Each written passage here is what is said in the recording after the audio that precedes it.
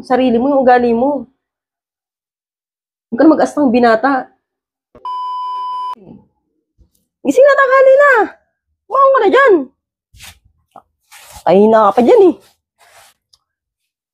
Ba yan? Ang init-init na, tulog na tulog ka pa rin. Tanghali tapat na. Bangon na. Limit mo na higaan mo. Ano ba naman yan? Hindi mo lang inaayos tong mga unan. Hindi mo lang nagtupi ng kumot. Ang kalat-kalat. Hindi mo na nagpagpag ng kama. Bumangon na kagad. Ang bihira oh. Grabe talaga tong tao na to. So babe, diyan ka na pala. Nag-almusal. Makain ka na pala. Babe, mamaya magsaing ka ha. Kasi marami na akong ginagawa sa taas eh.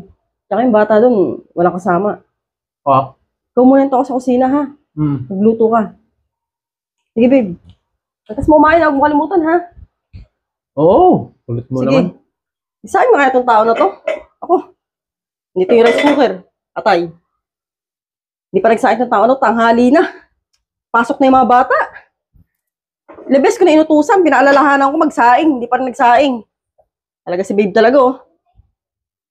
Hindi talaga nakikinig sa mga utos. Wala na magsaing. Babe. Oh. Nandito ko lang pala. Kanina, inutusan kita sa kwarto mo. Tupiin mo yung kumot mo, iligpit mo yung mga unan mo. Bumangon ka. Ang gulo-gulo pa rin. Eh, nakalimutan ko iligpit eh. Nakalimutan o gaya naman laging gawain mo. Hindi mo talaga ako sinusunod. Bira ka naman. Kunting bagay lang. Ano ka? Tapos pinagsasaing kita. Andito ka lang pala, naglilinis ng sapatos mo. Hindi ka rin nagsaing. Eh, may laro ka kami. Pwede ka naman na ikaw magsaing. Alam mo naman may Utusan mo pa ako eh. Kita mong may liga kami. Gusto ko nga ano eh. Malinis yung sapatos ko eh. Di ba sabi ko nga sa'yo, may pasok ng mga bata, tsaka may ginagawa ko sa taas. Wala rin kasama yung si baby dun sa taas. Kaya ikaw pinagsaing ko eh. Sinabi ko nga sa'yo kanina nung kumakain ka dyan eh. Ako pa rin pala mag-saing. Utos ko, gawa ko. Lagi ka naman ganyan. Wala ka naman sinusunod sa mga utos ko sa'yo. Sadya pa talaga nakakalimutan mo o talagang ayaw mo lang ako sundin. Tinatamad ka lang.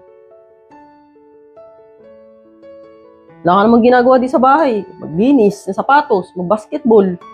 Pupunta ka sa barkada mo. Simpleng gawain, di mo ako matulungan dito sa bahay. Siyempre, papagod din naman ako. Yan dyan ka naman eh. Kala ko okay lang sa'yo eh. Eh, okay lang naman sana kung wala tayong baby. Eh, alam mo naman ang hirap mag-alaga ng bata. Kailangan ko ng tulong mo. Hindi ka makawagugos ng pinggan dyan eh. Uwi ka lang dito, kakain, matutulog. Lalabas ko ulit, magbabasketball. Lagi ka na lang ganyan. Ano ba talaga gusto mo sa buhay mo? Nagpamilya ka pa. Hindi ka naman pala tumutulong sa gawaing bahay. O ano?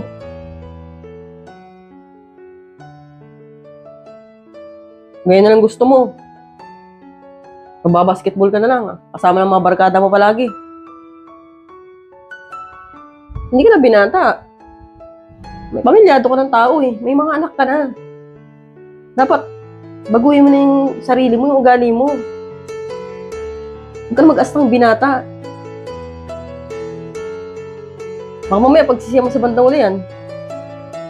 Baguhin mo na yung sarili mo, babe. Huwag ka na mag-astang binata. Walang mangyayari sa buhay mo kapag ganyan ka. Baguhin mo na yung sarili mo. Huwag mo na antayin na ako pa magbago sa'yo.